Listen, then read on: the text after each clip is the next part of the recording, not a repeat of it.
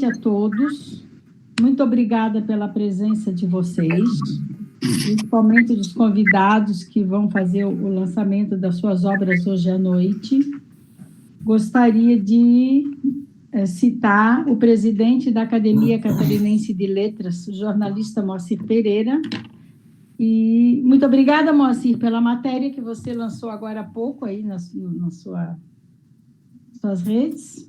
Ao professor Salomão Matos Sobrinho, que é o presidente da Associação Floripa Amanhã.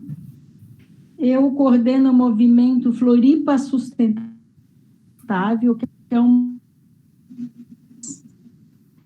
aí em torno dos 50 empresários e muitos profissionais liberais, médicos, advogados, arquitetos, engenheiros, estudantes, enfim, todas as pessoas que querem o desenvolvimento sustentável da nossa região. E que, claro, que a gente não pode ter desenvolvimento sustentável sem ter o ambiental, o social e o econômico, e junto nós temos que ter a nossa cultura. E a gente tem trabalhado fortemente em parceria com o Moacir, com a Academia Catarinense de Letras, e também com a professora Lélia, o doutor Luiz Alberto, que também está aqui, entre outras pessoas.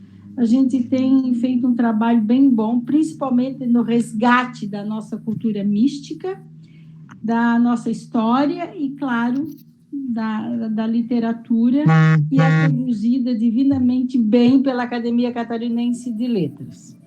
Então, a Academia Catarinense de Letras, o Movimento Floripa Sustentável e a Associação Floripa Amanhã, em parceria com as duas editoras, 2x4 de Florianópolis e Letras Lavadas dos Açores, em Portugal, promovem conversas literárias com os escritores Marli Cristina Escomazon e Onésio Teotônio Almeida, que trazem para o nosso encontro as suas obras.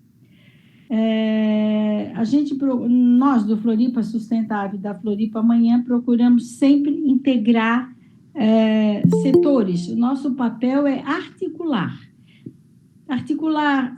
cultura, educação, planejamento urbano. Claro que meio ambiente, com planejamento urbano, nunca é bom se ele não tem um meio ambiente que caminhe junto, e fazer com que a nossa cidade seja realmente uma cidade com qualidade de vida. Nós temos, claro, uma paisagem ímpar, que muitos de vocês sabem, temos um clima extraordinário, e um povo muito acolhedor. Por isso que a gente sempre tem bastante frequência quando fizemos esses eventos. E os eventos culturais, ultimamente, nós temos investido bastantes esforços 18 para poder resgatar ou enaltecer, muitas vezes, que já está resgatado, às vezes em grupos pequenos, toda essa área cultural e rica que Florianópolis e o estado de Santa Catarina, principalmente, tem. Nós temos uma diversidade cultural muito grande, por isso que muitas vezes a gente tem até dificuldade de levar para frente alguns projetos de tamanha diversidade e riqueza cultural que o estado de Santa Catarina e Florianópolis têm. Queria aproveitar também para colocar à disposição o nosso movimento, no que a gente puder ajudar dentro da medida do possível. Nós somos uma estrutura muito pequena, muito enxuta, mas temos sempre muitos bons parceiros que podem nos ajudar. A gente tem discutido bastante com o Moacir, através da academia, a importância desse trabalho, mas não é só a importância, tem que fazer, né, Moacir? E a pandemia, é claro que limitou um pouco, mas mesmo assim a gente não parou, e tem investido bastante energia, somos todos voluntários, só queremos exclusivamente o bem da nossa cidade, da nossa região. Então, gostaria muito de agradecer a todos e queria pedir que a gente tente ficar ao máximo dentro dos nossos horários, né? Esse evento está sendo gravado e será disponibilizado no canal do YouTube do Floripa Sustentável. Depois a Márcia pode até encaminhar para todos, né, para que vocês queiram divulgar nas regiões de vocês ou nas redes de vocês, para quem não pôde assistir.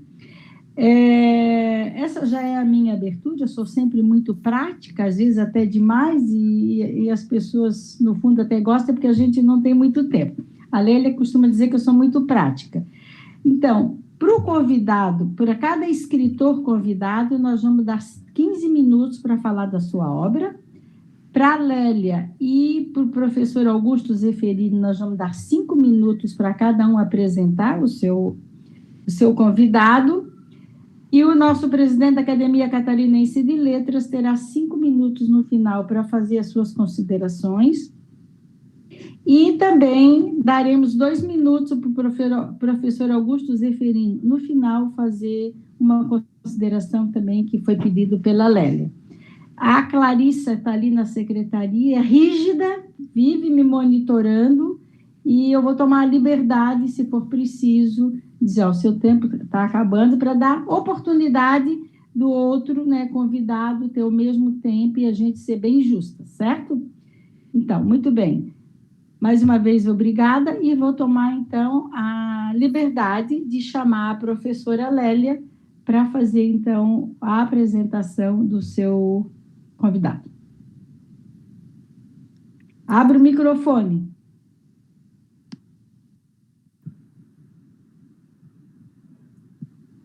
Conseguiu? Sim. Eu penso que o primeiro será o professor Augusto, com a Marli. Então, vamos lá. Então, tá bom? Professor Augusto Zeferino, por favor. Desculpe. Olha ali. Professor Augusto. O seu som também está desligado, professor. Boa noite. É um prazer estar neste evento, participando. O convite partiu da professora Lélia,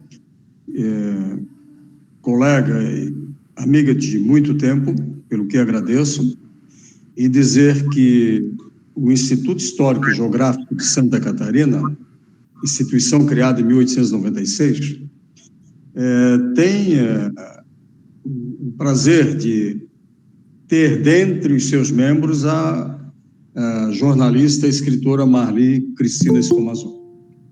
Ela tem um tempo não muito longo no Instituto, mas já o suficiente para demonstrar a sua capacidade de trabalho na área intelectual. Tem produzido trabalhos excelentes, como todos sabemos, e a Marli tem tido uma participação bastante ativa lá na instituição. E nos provoca, inclusive. Nós é que não damos conta de responder às suas insistências, sempre dando ideias e nos impulsionando para novos voos.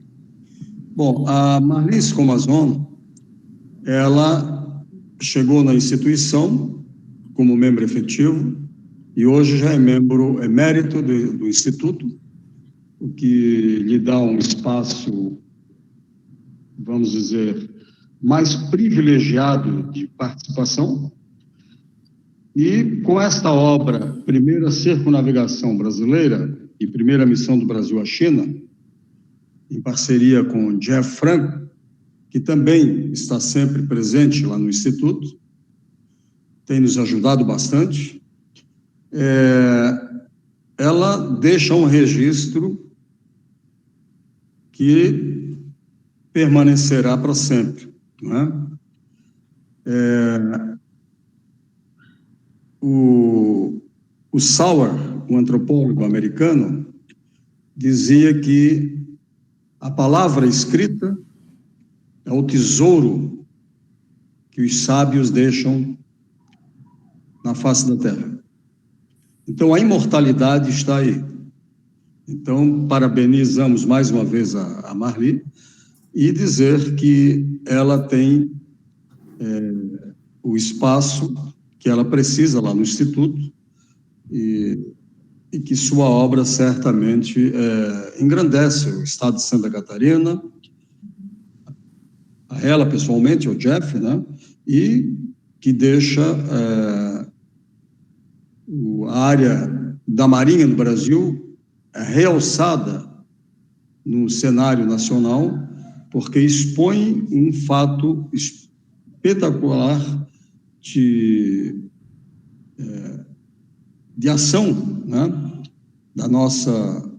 dos nossos navegadores no século retrasado, do século XIX, e que hoje vem à tona com esse maravilhoso escrito, que certamente está marcando a sua presença no meio intelectual brasileiro voltado às questões históricas.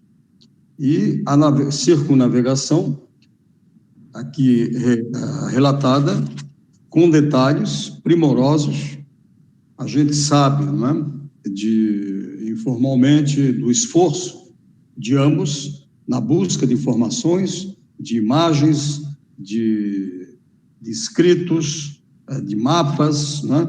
Etc., para compor um primoroso trabalho de investigação. Que certamente enriquece aqueles que têm a oportunidade de ler e que se sentem extremamente enriquecidos, é claro, com essa leitura. E recomendamos que seja divulgado mais e mais e mais. Então, Marli, obrigado pela obra que você e Jeff fizeram, porque fazia tempo que o Instituto não via um trabalho de tamanha grandeza. Eu acho, professor Bondade sua. Não, mas realmente, além dos dois trabalhos anteriores, que você sabe, né, A Caminho do Ouro e o outro ligado às coisas da natureza, que também são trabalhos primorosos, né? E o Instituto Histórico e Geográfico de Santa Catarina está à disposição, né, com toda a estrutura que tem, e nós temos ainda, em nível nacional, o Instituto Histórico e Geográfico Brasileiro, sede no Rio de Janeiro, que vocês também têm tido contato e utilizado o seu acervo. Sim, isso mesmo. Meus parabéns novamente. Obrigado. Esgotado, professora Laine. É isso? É isso. Muito obrigado. Bom, agora a autora. Bom, boa noite para todos. Agradecemos os organizadores por esta oportunidade. Nós estamos bem contentes por vocês terem reservado um tempinho para nos ouvir.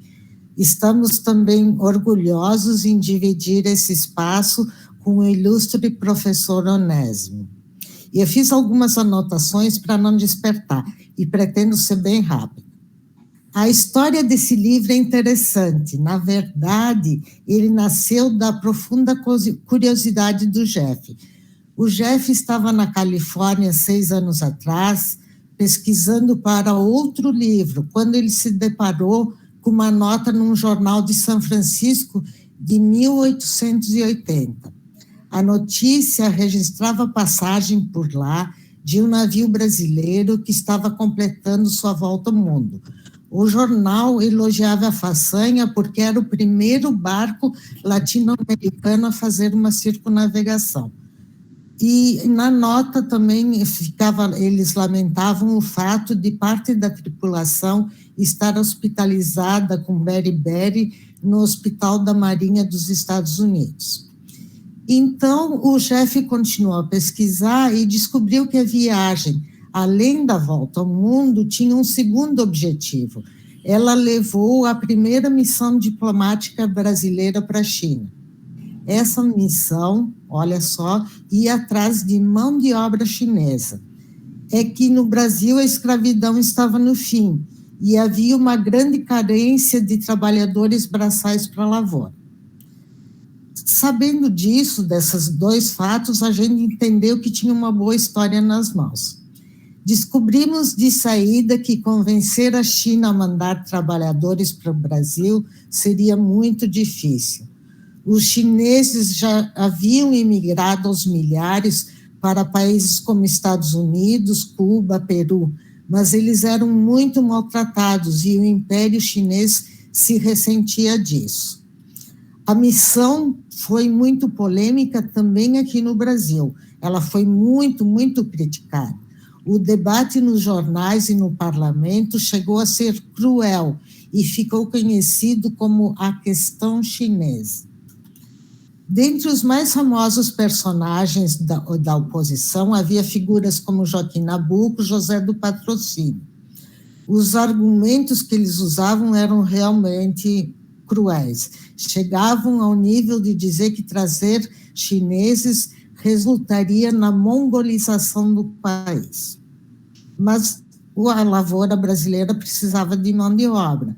E muitos donos de terra, principalmente os cafeeiros, passaram a defender a ideia. O grande aliado deles era o super-ministro Sinimbu, que empenhou todo o prestígio dele nessa missão. Então, aos trancos e barrancos, em novembro de 1879, a viagem começou.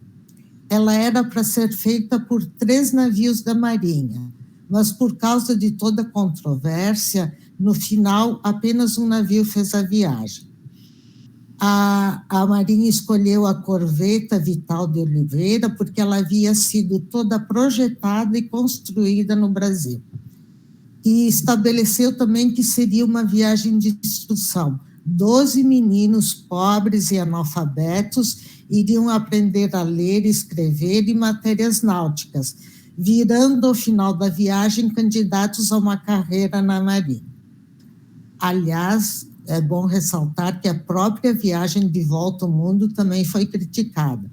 Parte da opinião pública brasileira era contra esse gasto. Tanto que a verba foi muito curta. O capitão Júlio César Noronha contava as despesas em centavos. Seja como for, o barco saiu em novembro de 79 do Rio de Janeiro com 197 homens e chegou em Portugal quase 2 meses depois. Foram 52 dias de viagem.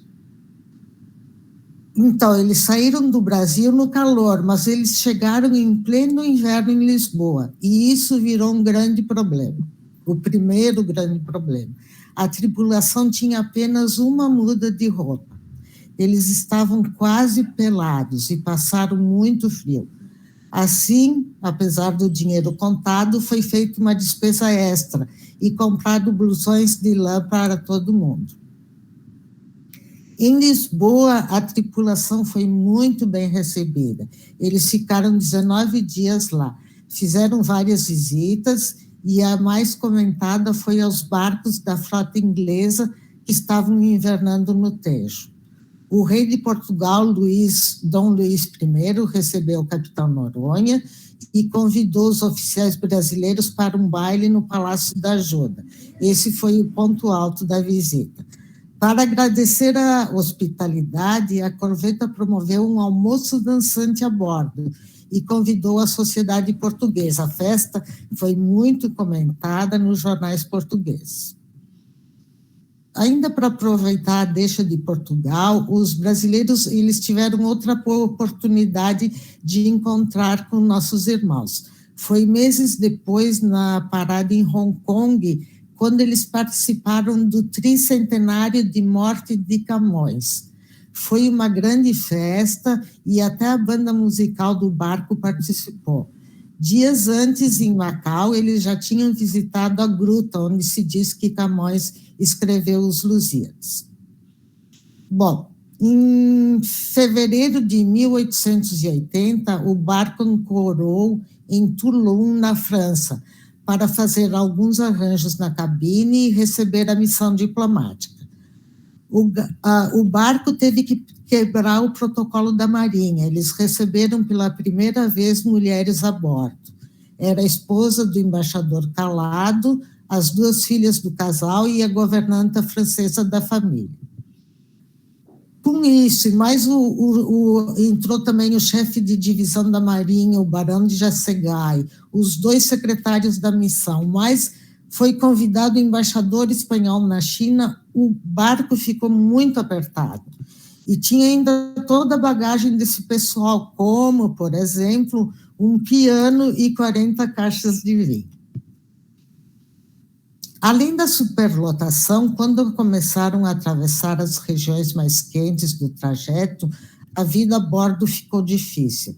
O calor no barco era insuportável e havia ainda as caldeiras a carvão, onde as temperaturas chegavam fácil aos 40 graus. Na passagem pelo canal de Suez, eles quase derreteram. Foi em abril de 1880. Eles se cansaram de tanto sol e calor e fizeram uma parada. Aproveitaram, foram até o Cairo para visitar as pirâmides. Lá eles fizeram uma coisa impossível hoje, escreveram seus nomes na grande pirâmide de Gizé e descobriram que o imperador Pedro II também tinha escrito o nome dele ali. Foi nessa altura da viagem que a saúde da guarnição passou a preocupar. Surgiram os primeiros casos de beriberi. Finalmente, em maio, eles aportaram em Hong Kong com outro problema. O barco estava muito avariado. Nessa parada foi que a missão diplomática desembarcou. E depois de muitas conversas, ficou decidido que a corveta não esperaria o fim das negociações diplomáticas. O barco, depois de consertado, seguiria pela rota mais curta para completar a circunnavegação. Naquela altura, a tripulação já tinha sofrido 17 baixas, entre deserções e doenças. E também havia um problema político. A Rússia e a China estavam em pé de guerra, e ali no porto de Hong Kong estavam ancorados mais de 40 barcos de diversas nações para pressionar a China a favor da Rússia. Sabendo disso, o pessoal da missão diplomática achou que não seria bom que um navio de guerra brasileiro ficasse lá, parecendo que também estavam pressionando os chineses. E aí o barco seguiu. Os diplomatas foram para Tianjin, uma cidade que ficava a 100 quilômetros de Pequim, onde os chineses colocavam os estrangeiros que estavam em visita oficial à China. O interlocutor dos diplomatas brasileiros foi o vice-rei da China e 2 mandarins. Um deles, muito simpático, adorava o Ocidente. Ele havia estudado direito na França e era sempre visto nas festas da Embaixada Brasileira com o rabicó dele voando, porque ele adorava dançar. E ele se ressentia porque as festas na China, os homens ficavam separados das mulheres e ele não tinha oportunidade para dançar. O imperador da China, naquela época, era um menino de 9 anos. Por isso, o país era comandado por um conselho encabeçado pelo tio do imperador e as imperatrizes. As negociações da missão demoraram muito, foram 3 anos, foram muitas idas e vindas e alguns incidentes. A China se mostrou muito desconfiada. O país recém havia perdido as 2 guerras do ópio. Os chineses viviam o que ficou conhecido como o século da humilhação. A Convenção de Paz obrigou a China, entre outras coisas, a abrir 50 portos e pagar uma indenização considerável. Na verdade, o primeiro tratado entre brasileiros e chineses ele ficou pronto logo, em setembro de 1880. Mas quando chegou no Brasil, o imperador Dom Pedro II não gostou. E aí o embaixador Calado teve que ficar com a família na China para continuar as negociações. A última versão ficou pronta e foi ratificada no Brasil só em março de 1882. Não havia nela nenhuma cláusula explícita que permitisse imigração japonesa e chinesa para o Brasil. Havia uma pequena janela, mas a China foi firme até o fim. Foi instalado em 1883 um consulado geral em Xangai, mas ele ficou aberto poucos meses. E assim, o próximo contato oficial do Brasil com a China só aconteceria 80 anos depois, em 1961, com a visita do presidente João Goulart à China. Bom, Nesse meio tempo, a viagem do mundo continuou, de volta ao mundo continuou, e em junho de 80, a corveta passou pelo Japão e dali seguiu para que foi a travessia mais penosa da viagem. Foi do Japão a São Francisco, nos Estados Unidos. Foram 42 dias de navegação e morreram 5 homens, e muitos doentes se acumulavam na coberta do navio, a maioria com beriberi. Não tinha muita coisa que o médico pudesse fazer. Não se sabia na época que o beriberi era causado pela má alimentação. Os remédios à disposição eram primitivos, eram purgativos, fricções, banhos quentes e assim por diante. Na travessia do Japão para os Estados Unidos, aconteceu um fato que a gente gosta de usar para ilustrar como haviam falhas nos conhecimentos náuticos da época. Um dia, no meio da viagem, eles avistaram uma coisa branca que parecia arrebentação numa praia. Para reforçar o quadro, havia muitas aves voando ao redor deste ponto. O capitão resolveu fazer um reconhecimento, pois numa carta norte-americana havia indicações de um baixio, uma espécie de um banco naquela zona. Quando o escaler se aproximou, eles viram que era uma baleia morta. O ventre branco do animal foi confundido com uma pedra na arrebentação. Várias vezes durante a viagem, o capitão Noronha registrou a deficiência de marcações nos mapas à disposição na época. No total, eles viajaram 14 meses, 430 dias, numa viagem que hoje a gente faz em 150 dias. Entraram no navio no Rio de Janeiro quase 200 homens e completaram a viagem 148. Morreram 15 pessoas, 28 ficaram em hospitais ao longo da rota e 28 desertaram. As deserções até que não foram muitas, porque a gente tem que levar em conta que os marinheiros naquela época eram quase caçados, muitos saíam direto da cadeia para o navio. No barco, para manter a ordem, eram admitidas, além da prisão, açoites e chibatadas. Da época, é típico da época, né? Temos 1 minuto, tá? Sim, eu já estou acabando. As fontes, vamos falar das fontes. A gente analisou toda a correspondência entre a missão e o Ministério das Relações Exteriores, mas o material mais rico foram os 37 cadernos, cada um com cerca de 200 páginas manuscritas, que são chamados os livros de quarto e livros de socorros. Nele fica registrada toda, hora por hora, tudo o que acontece no navio. E esses cadernos foram uma fonte rica em detalhes e um testemunho valioso para nós. Um historiador francês, o Jules Michelet, disse que durante uma pesquisa que ele fez nos arquivos para escrever a história da Idade Média, ele ouvia sussurros das almas que sofreram há tanto tempo e que estavam sufocadas no passado. Nós também ouvimos algo vindo daqueles manuscritos do navio. Foi por isso que quisemos fazer um registro de todos os embarcados. Jeff dedicou mais de 2 anos para levantar o nome de cada um dos 275 homens que passaram pelo barco. Foi nossa homenagem, sobretudo, àqueles que ficaram esquecidos. Fizemos relatos de pequenos acontecimentos cotidianos da vida de um navio, de como eram aqueles países em 1880 e das indas e vindas das negociações diplomáticas. Graças a todas essas fontes, pudemos fazer um livro que dá o quadro geral dessa façanha, e que, resumindo, nos pareceu uma grande aventura.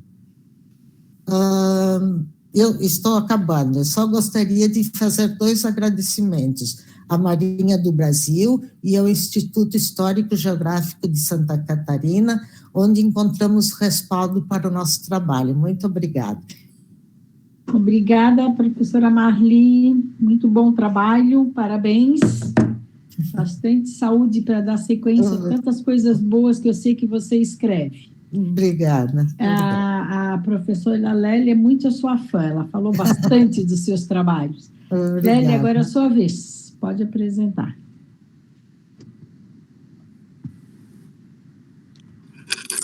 Muito obrigada, Zena, e realmente escrevi um trabalho sobre os barcos que passaram por aqui, pela ilha de Santa Catarina, para ir à Califórnia. Eu nunca esqueço daquela história, 700 barcos, não é, Marie?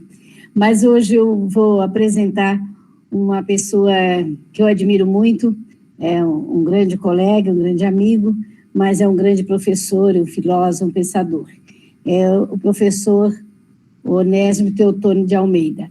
Ele é natural da Ilha do Pico, da Ilha de São Miguel, onde ele nasceu, no Pico da Pedra, eu queria dizer, nos Açores. Mas desde 1972 ele vive em Providence, no estado de Rhode Island, nos Estados Unidos, e lá ele se formou em doutor em filosofia pela Universidade de Brown, e ali na Brown ele também é o professor catedrático do Departamento de Estudos Portugueses e Brasileiros. Também tem vários títulos, e um deles é o honoris causa da Universidade de Aveiro, pertence à Academia de Ciências e Letras de Lisboa, uma das entidades mais antigas da Europa, do século XVIII, e de tantas dezenas e centenas de outras instituições em várias partes do mundo. Dentre os seus livros, eu gosto muito de citar o Rio Atlântico, que é o Oceano Atlântico, onde parece que as margens se aproximam e tanta coisa acontece nessas duas margens. Despenteando Parágrafos, é outro trabalho importante dele, O Peso do Hífen, A Obsessão da Portugalidade. O Onésimo, quando eu estava na Fundação Franklin Cascais, visitou Florianópolis, fez uma conferência a convite do presidente da Academia Catarinense de Letras, professor Lauro Junques, e dessa visita ele escreveu um prosema a Santa Catarina, que é uma coisa muito gostosa, onde fala tudo que ele encontrou em Florianópolis, inclusive os bilhetinhos do mundo pendurados no Bar do Arante. Bem, eu não sei se eu falo dele e vou falar do livro.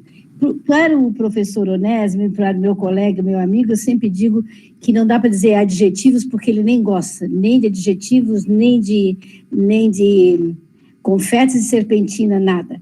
Mas se a gente fosse classificá-lo, que palavras a gente poderia dizer? Eu sempre digo que o Onésimo é um verbo, por causa que indicação, ele está sempre em mobilidade, é uma pessoa em movimento, né? Então ele é verbo regular, irregular, reflexivo, abundante, ele é pessoa plural, ele é voz ativa, mas sempre o Onésimo é um verbo de ligação, porque é uma pessoa sempre presente na vida dos seus amigos. E tem um grupo de amigos que sempre recebe as suas notas, onde ele conta, ele escreve as suas observações pelo grande intelectual e o grande pensador que ele é. Esse livro aqui, eu vou mostrar a capa, porque eu não sei se o Onésimo é capaz de não mostrar. Esse é o Século dos Prodígios. Ele foi lançado em 2018. Tá?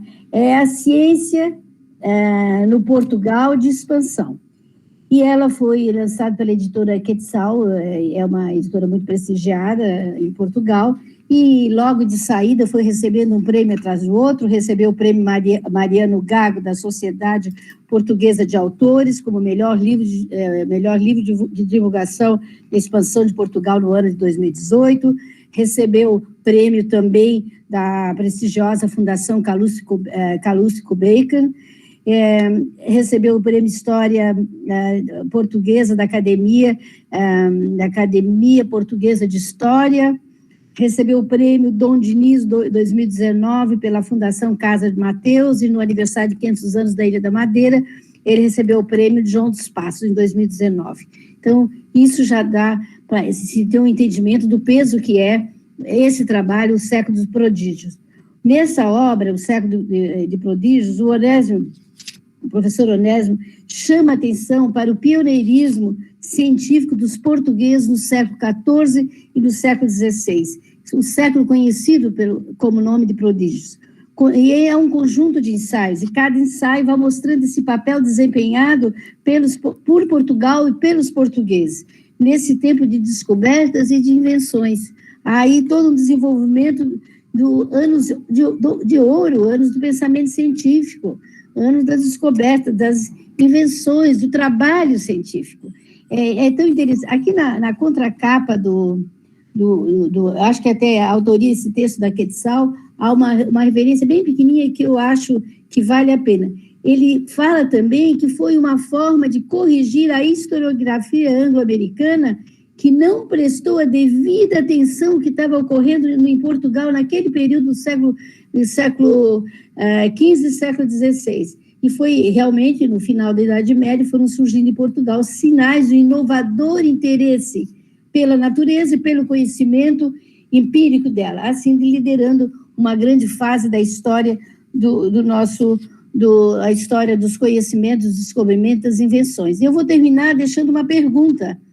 Afinal, se esse é o século do prodígio, nós podemos dizer, Onésio, que é também o advento da globalização, essa expansão do pensamento científico, do labor científico, como isso tudo vai resultar no achatamento do Brasil. Dias atrás me falavas de uma nova edição das cartas de Pero Vaz Caminha, o achatamento do Brasil.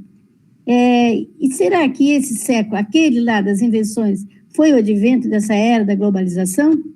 Muito obrigada, um grande abraço. Pontualíssima, Lélia. E o freio de mão, então? Obrigado pelo convite, obrigado, Lélia, pelas palavras. Eu também quero ser pontual. Eu tenho uma técnica muito fácil para ser pontual. É pedir à moderadora que, quando faltar 1 minuto ou 2, diga, falta 1 minuto ou 2, eu acabo.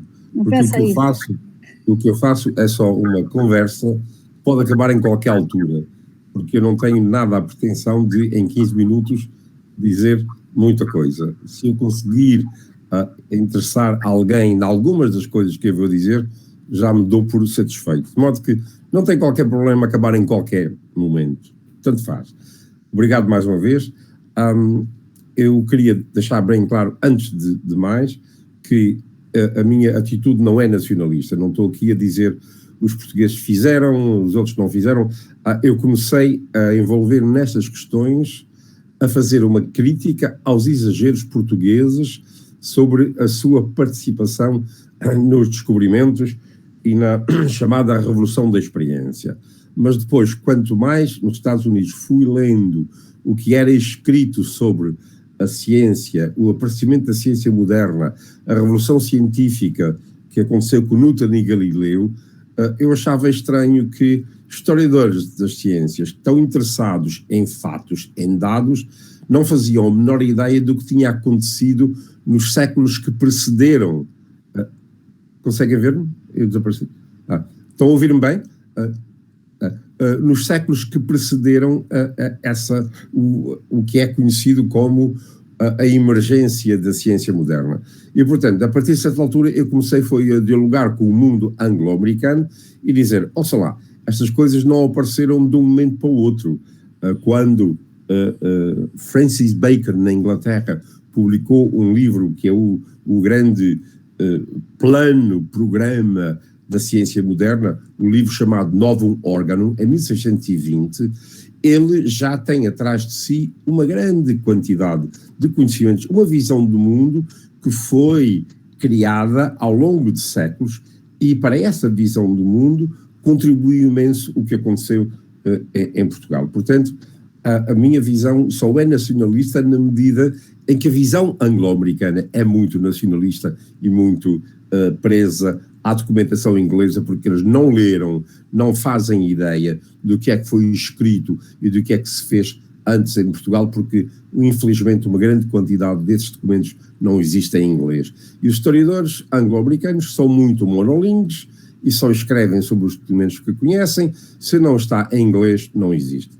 E, portanto, isso para explicar que eu não sou nacionalista. Sou imensamente crítico de coisas portuguesas e tenho escrito textos contra autores que exageram a posição de Portugal. Eu procuro equilibrar a minha posição, sobretudo, tudo aquilo que eu digo, procuro documentar em fatos. E então, em vez de eu andar a falar muito sobre o livro, deixa-me dar uma ideia do que é que se acontecia em Portugal aí por 1400, meados do século XV, que era o que os portugueses tinham ouvido, o que se conhecia na Europa sobre o mundo, sobre o globo, era aquilo que os gregos tinham escrito. E muito do que os gregos tinham escrito sobre tudo o que eles tinham escrito sobre o globo, sobre o Atlântico, era tudo de ouvido. Eles não tinham estado lá. Aristóteles tinha perfeita consciência da importância da experiência, do papel da experiência no conhecimento. Só que quando Aristóteles falava do Atlântico, para lá de Gibraltar, eles não tinham nada, não sabia nada. Falavam de ouvido, os gregos nunca viajaram muito. E aquilo que ouviam, os gregos sempre gostaram muito de ouvir os outros falar, os visitantes. E então, mas havia, a partir como sabem, o conhecimento dos gregos praticamente desapareceu. Só ficou Platão, Santo Agostinho salvou Platão e achou que Platão era o melhor intérprete, o melhor pensador que tinha preparado tudo para aparecer o cristianismo, mas são os árabes que levam os conhecimentos, as obras gregas traduzidas para árabe, mas só nas áreas que lhes interessavam, e elas eram a matemática, a astronomia, a medicina e pouco mais. Os árabes não queriam nada saber tudo que fosse intelectual, porque os árabes tinham a sua explicação para o universo. O Corão dizia tudo. Não estavam interessados nos livros de Aristóteles, rigorosamente nada. Mas esse conhecimento da astronomia foi muito importante para os portugueses, porque os árabes utilizaram esses conhecimentos, por exemplo, da astronomia, na sua travessia do deserto, orientação, medir a latitude, a que distância estava ao norte, de norte para sul, etc. Esses conhecimentos chegaram à península através dos frades, os monges, que a partir do século XI tiveram conhecimento desses documentos e começaram a traduzi-los. E a traduziram e criou-se um grande movimento de fascínio com o conhecimento grego. E aí a Europa, a Europa Ocidental, ficou a saber um pouco, bastante mais, do que é que os gregos diziam acerca do Atlântico. E o que diziam eram histórias e fábulas. E toda a história do processo de descobrimentos não é mais do que demonstrar que aquilo que os gregos diziam que não era nada real, não era nada verdade, porque cada viagem era uma demonstração da falsidade das histórias gregas. Então, o que começa com o período dos descobrimentos é um período de fascínio com o novo, de fascínio com os mares, com as terras, com a novidade e a necessidade de registar em pormenor, em grande detalhe, tudo o que era novo. E depois surgem problemas técnicos e tecnológicos, que é como é que a gente vai mais longe. Mas para se ir mais longe havia que lidar com problemas, porque o mundo mental da altura era o mundo grego, que era... Os gregos diziam que se há alguém que vive do lado... Não pode ninguém morar para baixo do Equador, porque os gregos sabiam que a Terra era redonda. Sabiam. A questão era, não pode viver lá ninguém, porque aquilo quanto mais para baixo vai, mais quente é. Isso é assim com Heródoto. Era por causa disso que os egípcios eram pouco inteligentes, porque a inteligência deles estava derretida pelo sol, porque era muito quente. E era por causa disso que os nórdicos eram muito estúpidos, porque era muito frio e a inteligência deles estava congelada. Bom, então no Atlântico, o problema de viajar para o sul era o perigo de chegar ao Equador, porque eles sabiam que havia o Equador, mas por baixo do Equador não pode morar ninguém. E se houver alguém, são os antípodas, de pernas para o ar. Têm que estar lá de pernas para o ar. E, portanto, não podem estar. Santo Agostinho diz, não pode estar. Não pode. E o debate era este. O debate era o que é que acontece a um barco que ultrapassa o Equador.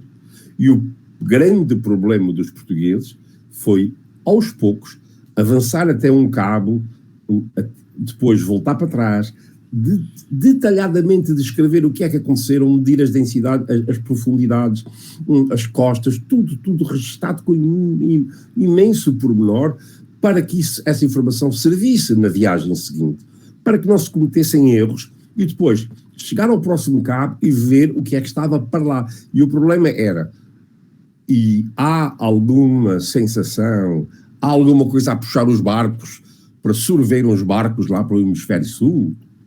E era essa a grande questão. E a grande descoberta portuguesa nessa altura é, os barcos passam o Equador e nada acontece. Não havia a noção da gravidade, ninguém sabia que os barcos ficavam na mesma por causa da gravidade, só mais tarde Newton veio explicar isso, e portanto há uma grande revolução mental nessa altura. É possível ir-se para o lado de lá, não só o deserto desaparece, como começa de novo a emergir uma vegetação luxuriante, e como há pessoas que estão em pé como a gente e é tudo normal. E os portugueses começaram a mapear, sabiam perfeitamente que estavam para o sul. Foi por isso que eles foram procurar nova constelação para os orientar de noite, porque para o norte era a Ursa Maior que lhes apontava o norte, e agora para o sul. E inventaram, criaram o Cruzeiro do Sul para indicar, para se orientarem de noite, porque durante o dia aprenderam com os árabes a medir com um instrumento que vinha da China, que é o astrolábio, a medir a distância entre o horizonte e o sol, e eles tinham as tabelas e sabiam a que distância estavam para o norte ou para o sul. Quando tiver na hora, digam, já perceberam, eu paro em qualquer altura. Eu continuo com esta história e ela não acabará. Portanto, toda esta história é uma história do novo, do encontro. Em 80 anos o mundo triplicou. A Europa só conhecia a Europa, havia falado da Ásia, não tinha a menor noção que a África ia para baixo da Guiné, nada, que havia a América, nada disso, e pensavam até que a Terra era mais curta, e foi por essa razão que Colombo, quando veio a Portugal, não foi demonstrar, como se dizem tantas vezes na América, e o outro dia também na Suíça a mesma coisa aconteceu, quando eu pergunto como é que foi Colombo, a história e toda a gente, Colombo foi apresentar a Dom João II o plano de chegar à América pelo Ocidente, porque a Terra era redonda, e Dom João II mandou reunir os seus especialistas, e eles disseram, pateta, não, a Terra não é redonda, a Terra é plana. Isso é uma invenção, um romance do Irving Washington em inglês que contou essa história e colou na cabeça, e depois apareceu um filme que colou na cabeça de toda a gente. Os portugueses sabiam perfeitamente que a Terra era redonda. Sabiam, tinham as medidas da Terra muito próximas do que hoje sabemos que a Terra tem. A questão era se era melhor ir pelo Ocidente. Se podia, e o Colombo aprendeu em Portugal, que para se ir para o Ocidente era preciso ir até Cabo Verde, não se podia ir direto de Lisboa para o Ocidente, os ventos e as correntes não permitiam, tinha que descer até Cabo Verde e depois atirar-se para o Ocidente. E Colombo vem com o plano de que a Ásia era muito mais perto. Porque é que a Ásia é mais perto? Porque havia um mapa antigo e que tinha uma linha no Ocidente. A linha no Ocidente não é nada a América. Eram os gregos que, quando fizeram o mapa, pensaram assim, o modelo que eles tinham era o Mediterrâneo, a água tem que ser aguentada. Como é que a água se aguenta? Tem que ter alguma coisa do lado de lá para aguentar a água. E então, o Oceano Índico não era um oceano, era um lago, e o Atlântico também era um lago, e cá embaixo ficava a Antártida, era uma linha, eles se chamaram Terra Incógnita. Porque a Terra Incógnita, como é que sabem que é uma Terra incógnita? Como é que sabe que ela existe se ela é incógnita? Eles sabiam que tinha que ter ali alguma coisa para aguentar. Porquê? Porque no plano, na mente deles, a Terra não era redonda. A Terra era redonda, mas havia que arranjar um processo de aguentar a água. E a água não se ia toda por ali abaixo, para baixo do Equador. E, portanto, é com todo este esquema mental que os portugueses, que os portugueses lutam porque vão aos poucos demonstrar que isto não é nada disto, não é nada assim. E depois começam a descobrir a costa, que percebem que a África não acaba na Guiné, que ela continua para baixo. Há um grande debate na altura sobre se deve ou não, e aí é que aparece Colombo. Nunca mais se chega ao final da África. Será ou não possível chegar ao final da África? Bartolomeu Dias consegue ultrapassar em 1487 e vem para Lisboa e diz, pode-se. E porquê é que Colombo, depois disso, ainda continua para o Ocidente? Porque morria muita gente, demorava muito tempo, muita gente morria e o escorbuto era horrível e gastava-se muito dinheiro. E a questão era, vai ser mais barato e mais rápido ir pelo Ocidente. A questão não era de ser ou não a Terra redonda. Era essa a questão. Porque também a partir dos Açores se procurava a passagem por Noroeste. Havia 3 hipóteses na altura.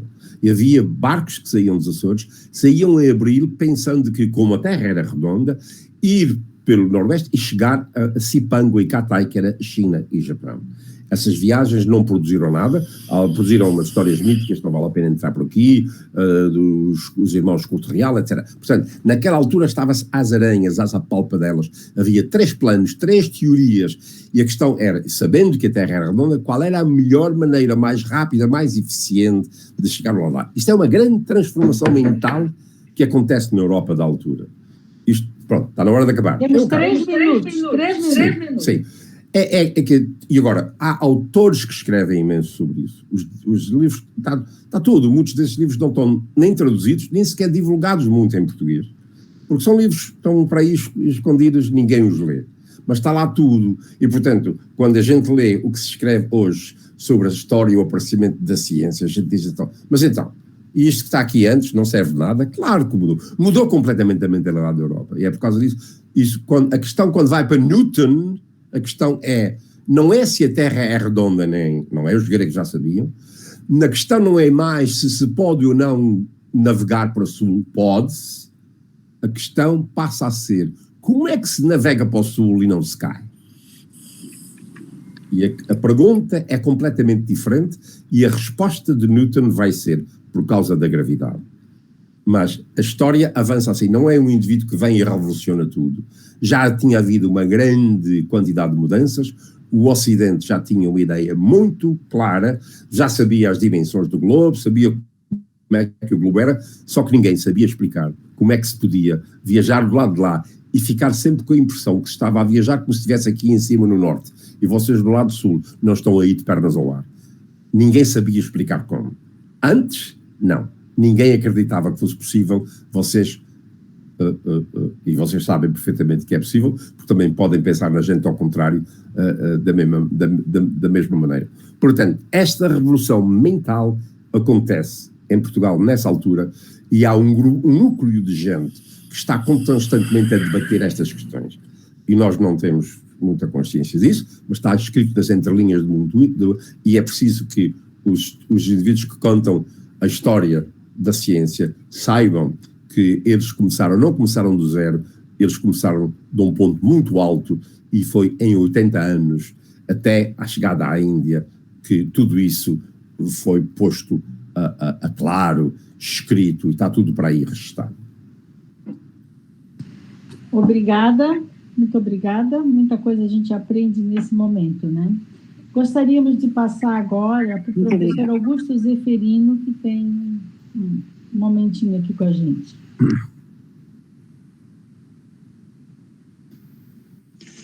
Bom, de volta. A minha intervenção agora será muito rápida.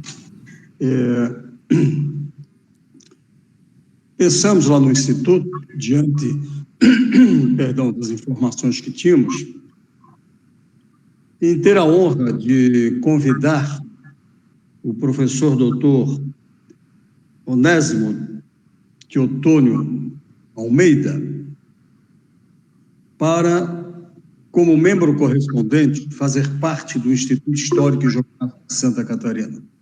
Deixo aqui o convite e vamos aguardar a sua resposta, que o senhor fica à vontade.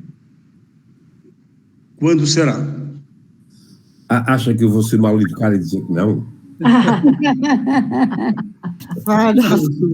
minha mãe ensinou-me. Precisa pensar. Vai terminar com a piada. Minha mãe ensinou-me algumas coisas, e eu, por respeito a ela, minha mãe ensinou-me a ser agradecido. E, portanto, eu só tenho que agradecer a honra do convite. E, portanto, eu tenho que respeitar aquilo que aprendi da minha mãe. É uma honra e eu aceito com muito gosto. Muito obrigado e seja bem-vindo. Seja bem-vindo, Onésio. A Lélia falou que você é muito, muito humorista, tá? Não, desde que não conte as minhas histórias, pode contar todas. Zena, há um texto do professor Onésimo que se intitula Humanidades, uma inutilidade mais do que necessária. É um texto muito interessante. No momento que o humanismo precisa ser aflorado, esse texto do professor Onésimo me atraiu e gostei muito. Parabéns. Bom, você sabe, o senhor passa para nós, que o senhor faz uns textos maravilhosos. Normalmente, Obrigado. assim, à noite, eu gosto de ler os seus textos maravilhosos. Muito obrigado. Obrigada, doutor Luiz. Mais uma vez, obrigada a todos por ter atendido ao convite da nossa porta-voz, professora Lélia, incansável na cultura da nossa região. Queria agradecer também muito a Academia Catarinense de Letras, o Floripa Amanhã, que faz a parceria com o Movimento Floripa Sustentável, e as nossas parceiras, as editoras, né? 2x4 e Letras Lavadas, e com certeza faremos muito mais daqui para frente, com todo o trabalho que vocês vêm fazendo e divulgando. E para encerrar, então, o nosso momento maravilhoso, final de tarde gostoso, eu vi tanta gente boa falar, né, doutor Luiz? Só enche cada vez mais a nossa energia para poder continuar trabalhando. Tem uma pessoa de mão levantada, Roberto Elizalde, eu acho que ele é da Marinha. Roberto Elizalde está de mão levantada, não sei se você... O senhor gostaria de manifestar? Ele é historiador. É verdade. Da Academia Argentina de Ciências da Comunicação. Doutor Roberto, o senhor gostaria de se manifestar, é isso? O seu microfone está desligado. Avisa. Ahora sí. Ok. Ahora encontré el lugar. Quería expresarles que al haber un auditorio compuesto por gente de Brasil, hoy es un día muy especial para los argentinos, porque hoy se celebran 2 bicentenarios. En primer lugar, empecemos por lo que es fuera de casa, que es la independencia del Perú, el fin del plan sanmartiniano de la emancipación americana. Pero mientras que esto sucedía en Lima, el 28 de julio de 1821, en Buenos Aires se presentaba ante el gobernador de la provincia, ante el ministro de Gobierno de la provincia de Buenos Aires, don Juan Manuel de Figueiredo, que era el representante que había enviado el rey de Portugal, Brasil y Algarves ante nuestro país. Y al haberlo aceptado, se reconocía de esa manera que Portugal, y lógicamente en ese momento Brasil, ese territorio, reconocía la independencia argentina. Y fue el primer reconocimiento que tuvo la Argentina de su independencia, el que hizo Portugal, Brasil y Algarves, como decía la nota enviada. Con lo cual, es una gran satisfacción poder recordar esto con ustedes en una fecha tan especial para todos nosotros. Y que va a pasar, digamos, como tantas cosas en esto, relativamente olvidadas. Desde ya le voy a hacer llegar a Marley un texto que le hice llegar, pero va a salir en el diario La Nación, que es uno de los diarios más importantes de Buenos Aires, una nota recordando esto de mi autoría, que se las voy a enviar y seguramente puede llegar después a manos de ustedes. Pero nada más que eso, y brindo por estos 2 siglos de amistad también con Brasil. Muchas gracias. Un abrazo muy grande. Muitas graças, obrigada. Agora eu gostaria então de pedir ao presidente da Academia Catarinense de Letras, jornalista Moacir Pereira, que encerrasse esse nosso evento e, mais uma vez, obrigada pela participação de todos. Moacir. Será que o Moacir caiu?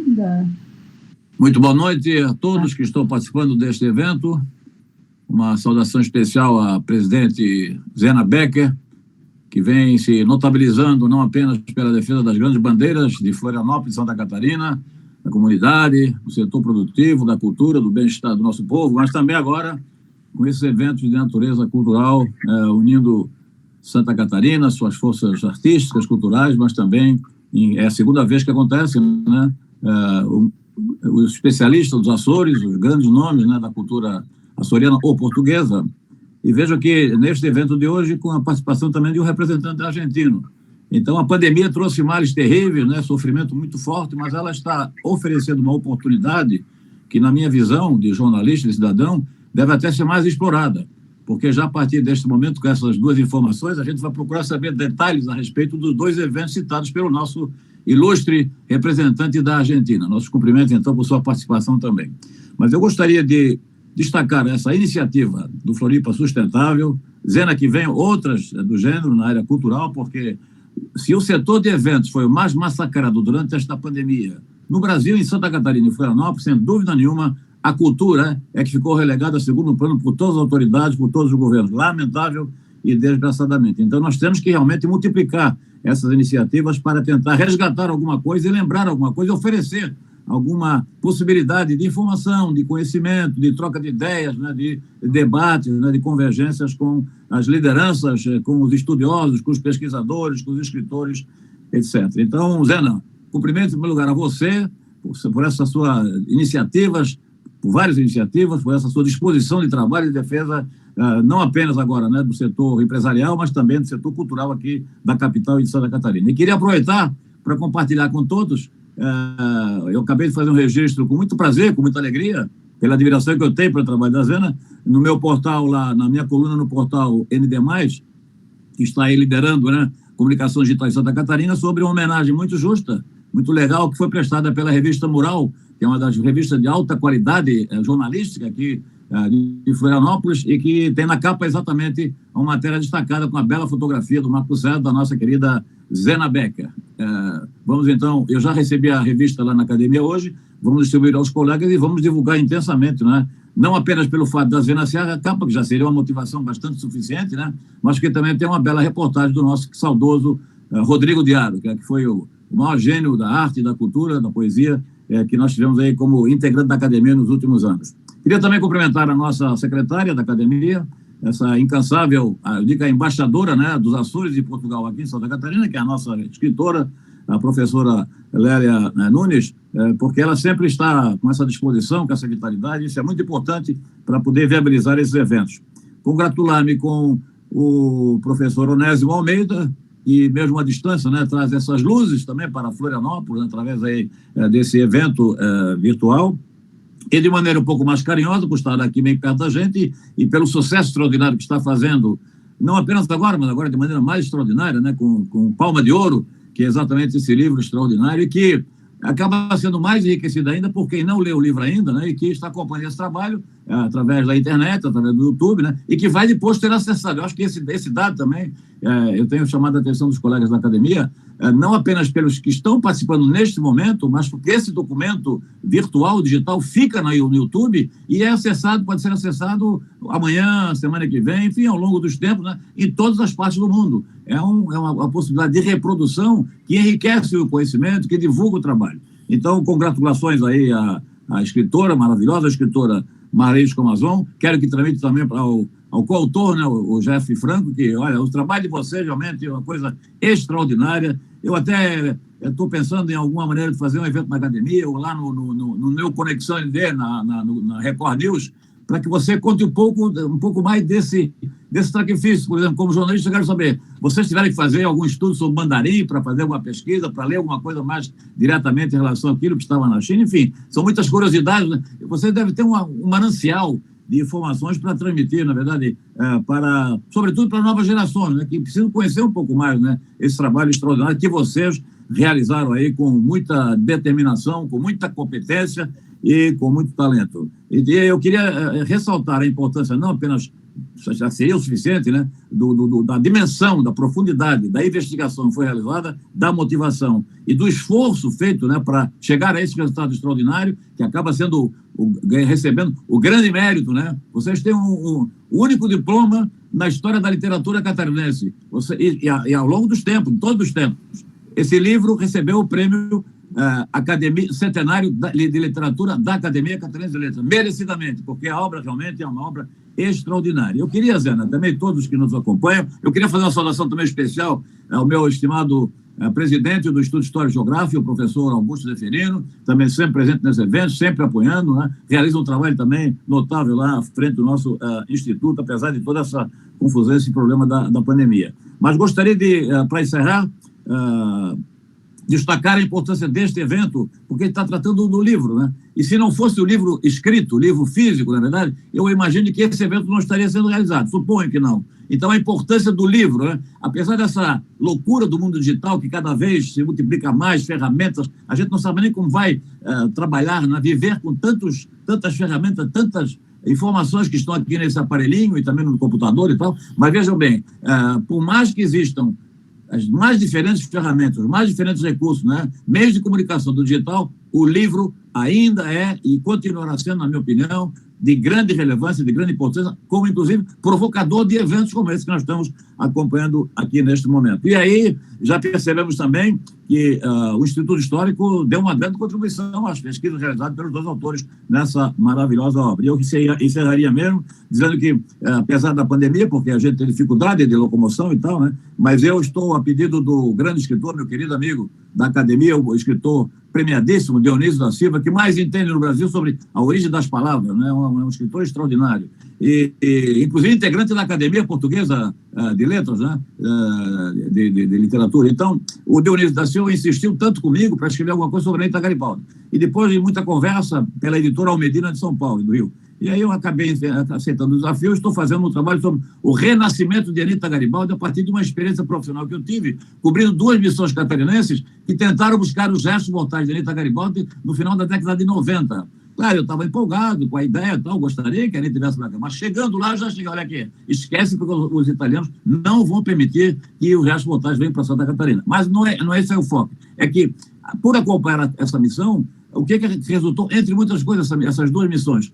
A decisão, a motivação era restos mortais da Anita Garibaldi, mas a missão acabou conquistando a principal indústria de produção de aço do mundo inteiro, que instalou já no ano de 2000, quer dizer, no ano seguinte, nesse 6º centenário da morte da Anita Garibaldi, foi em 99, no ano seguinte instalou em Garuva, aqui no norte de Santa Catarina, a indústria marcegária, que é a mais importante do gênero no Brasil e que é a principal indústria do norte de Santa Catarina. E atrás dela vieram outras empresas, na verdade.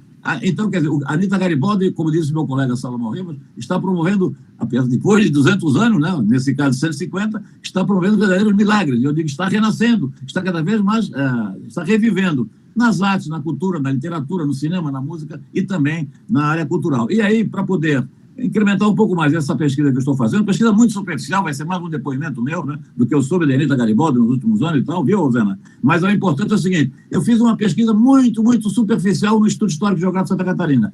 E lá, assim, a alegria, o prazer, a professora Marli deve ter, assim, um depoimento, um testemunho muito mais rico do que o meu, mas, olha, manusear aqueles documentos históricos de 100 anos atrás, pequenas publicações do Henrique Boatê, na verdade, de grandes escritores lá no Instituto Histórico, é um negócio, olha, que não tem preço. A alegria, o prazer de manusear e ver o documento, entendeu, professor Augusto Ferreira? E aí é uma tristeza. É que eu acho que a Academia de Santa Catarina, é que a população catarinense não conhece este extraordinário e valioso acervo do Instituto Histórico e Geográfico de Santa Catarina. E este evento do Floripa Sustentável com a Academia, com o apoio dessas 2 editoras, está também permitindo que a gente ajude a divulgar um pouco mais exatamente a riqueza que o Instituto Histórico tem, que outras pessoas poderão, seja no Instituto Histórico, seja na Academia, mas o Instituto, por ser mais antigo e por ter mais essa preocupação com documentos valiosos, né, realmente é uma fonte para a pesquisa realmente extraordinária.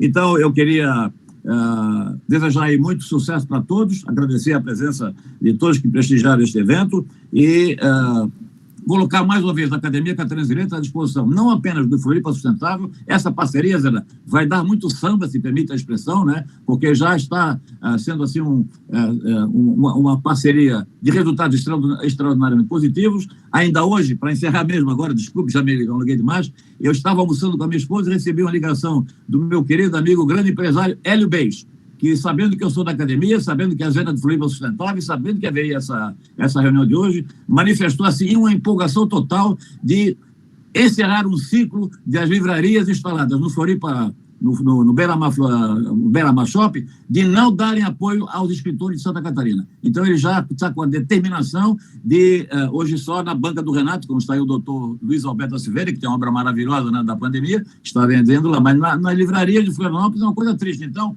Eu vou, inclusive, já amanhã a conversar com o superintendente do shopping, do Floripa, do Beira-Mar Shopping, no sentido de conversar com a livraria. Se a livraria não abrir o espaço, o Hélio Bez, que é o acionista minoritário, já decidiu. Nós vamos abrir um espaço dentro do Floripa Shopping, do Beira-Mar Shopping, para os escritores, para os livros de autores de Santa Catarina. Então, isso também está sendo, está acontecendo por esta iniciativa do Floripa Hospitality também, porque hoje a Cristina Lacerda publicou uma nota de protesto, né, muito veemente, né, e pertinente, de que a livraria catarinense, que tem o nome de catarinense, mas não prestigia o autor catarinense, né, se negou a receber obras, no caso dela, do pai dela, do grande jornalista, grande humanista e escritor, e o governador Jorge Lacerda, e ela fez esse registro, o Cacau Menezes publicou, nosso colega, e isso acabou dando esse resultado, toda essa repercussão. Então, a todos, obrigado, parabéns pela iniciativa, e lá na Academia Catarinense de Letras, contem lá o nosso apoio, com as nossas parcerias e, sobretudo, também o acervo que nós temos lá, que é muito rico sobre os escritores de Santa Catarina. Boa noite a todos, saúde e muitas felicidades. Muito obrigado. Moacir, obrigada. Eu fui citada, então vou só comentar um pouquinho sobre essa revista. Você encerra, por favor. Quando eu fui convidada para participar da revista, para ter uma reportagem, eu me questionei um pouco, porque eu não tenho muito esse perfil assim, de tirar fotos, né? Mas depois eu avaliei e vi que a gente também tem que servir de exemplo para que outras pessoas também façam o que nós, eu, você, Moacir, Lely, tantos e tantos, professor Salomão, que vemos trabalhando pela cidade. Eu, nesse mês de julho, faz 50 anos que eu vim morar em Florianópolis. Eu vim para cá com 15 anos. Fiz 65 anos em abril. Então, eles quiseram fazer essa homenagem, porque desses 50, 40 eu trabalho pela cidade. Sempre voluntariamente e um prazer imenso, porque eu consigo articular e eu sempre achei que a parte cultural, eu sempre atuei bastante. Todos os eventos do Vozes da Primavera, todos, sem exceção, eu que busquei e captei recursos para que eles se viabilizassem. Entre eles, tantos outros. Eu não sou escritora, não sou da área cultural, mas sou da área de gestão, né, administradora, então eu consigo fazer essa articulação e captar recursos e unir forças. Essa revista, aí, para minha surpresa, me botaram na capa. Então, eu não sabia, fiquei sabendo depois da revista impressa. Foi uma homenagem que agradeci bastante ao meu amigo Marco César, que já somos amigas há mais de 30 anos, só para esclarecer que, às vezes, a gente parece que está lá querendo sair na revista, e aquilo até me custou um pouquinho, mas hoje eu vejo, e depois eu decidi que sim, exatamente para poder estimular outras pessoas. Afinal, a gente está passando por aqui. E, Moacir, a nossa parceria começou agora. O Hélio Bez é meu compadre, batizou meu filho mais velho, eu conversei com ele sobre isso. A Lélia já tinha conversado com o Ronaldo Queiroz, e a gente já tinha combinado para fazer uma feira de livros de autores catarinenses no Beira-Mar Shopping. Como tinha a pandemia, nós nos preocupamos em trazer muito público, que vai dar uma boa aglomeração. Mas eu acho, Moacir, que agora já é hora. Podemos abrir com uma grande feira de autores catarinenses no Beira-Mar Shopping. A hora que a academia achar que é momento, pode me acionar que eu e a Lélia organizamos, o doutor Luiz pode fazer parte conosco, o shopping quer fazer, o Ronaldo já me procurou, na época a gente recuou um pouquinho, né, Lélia? Porque, por causa da aglomeração de pessoas, que nós não seríamos tão irresponsáveis.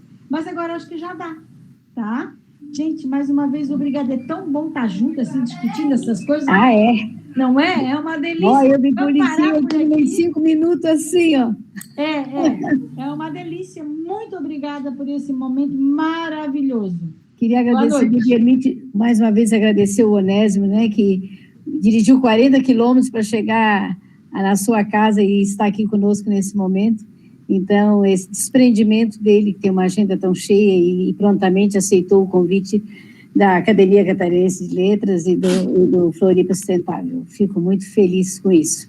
Sem ser injusta com o professor Augusto, o Instituto Geográfico Catarinense, a hora que precisar do Floripa Sustentável, que a gente puder, Estou à disposição. Muito obrigada mesmo. Obrigado. Boa noite. Boa noite, boa noite. Un gran gusto, muchas gracias. Gracias, Por tan buen momento. Roberto. Muito Muchas prazer.